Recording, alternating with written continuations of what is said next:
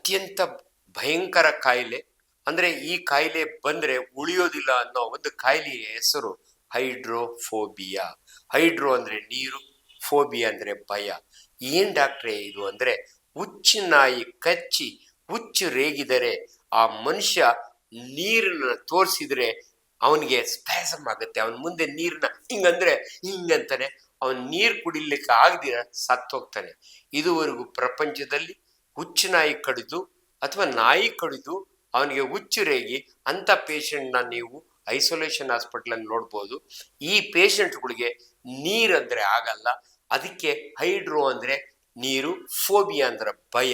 ಅದರಿಂದ ಈ ವಿಚಾರ ನಿಮಗೆ ಗೊತ್ತಿರ್ಲಿ ಅನ್ನೋ ಒಂದು ಬಹಳ ಇಂಪಾರ್ಟೆಂಟು. ಇದನ್ನ ರೇಬೀಸ್ ಅಂತೀವಿ, ಹೈಡ್ರೋಫೋಬಿಯಾ ಅಂತೀವಿ.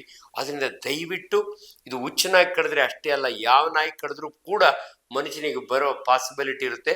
ಅದಕ್ಕೊಂದು ಸ್ಟ್ಯಾಂಡರ್ಡ್ ಸ್ಟೇಟ್ಮೆಂಟು, ಸಣ್ಣ ನಾಯಿ ಕಚ್ಚಲಿ, ದೊಡ್ಡ ನಾಯಿ ಕಚ್ಚಲಿ, ಬೀದಿ ನಾಯಿ ಕಚ್ಚಲಿ, ನಿಮ್ಮ ಮನೆ ನಾಯಿ ಕಚ್ಚಲಿ, ವ್ಯಾಕ್ಸಿನ್ ಹಾಕಿರೋ ನಾಯಿ ಕಚ್ಚಲಿ, ಆದರೂ ಕೂಡ ನೀವು ರೇಬಿಪೂರ್ ಇಂಜೆಕ್ಷನ್, ಮೊದಲು ಒಕ್ಕಳ ಸುತ್ತು 14 ಇಂಜೆಕ್ಷನ್ ಕೊಡೇವಿ.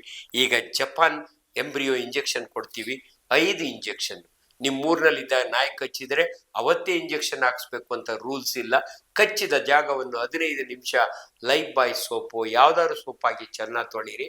ನೆಕ್ಸ್ಟ್ ಡೇ ಬೆಂಗಳೂರಿಗೆ ಬಂದಾಗ ಅಥವಾ ಒಂದು ವಾರ ಆದ್ಮೇಲೆ ನೀವು ಬೆಂಗಳೂರಿಗೆ ಬಂದಾಗ ಫಸ್ಟ್ ಇಂಜೆಕ್ಷನ್ ಹಾಕೋತಿರಲ್ಲ, ಅದನ್ನ 0 ಡೇ ಅಂತೀವಿ. ಅದಾದ್ಮೇಲೆ 3rd ಡೇ, ಅದಾದ್ಮೇಲೆ 7th ಡೇ, ಅದಾದ್ಮೇಲೆ 14th ಡೇ, ಅದಾದ್ಮೇಲೆ 28th ಡೇ. 5 ಇಂಜೆಕ್ಷನ್ ತಗೊಂಡ್ರೆ ನಿಮಗೆ ಹುಚ್ಚು ರೇಗುವುದಿಲ್ಲ.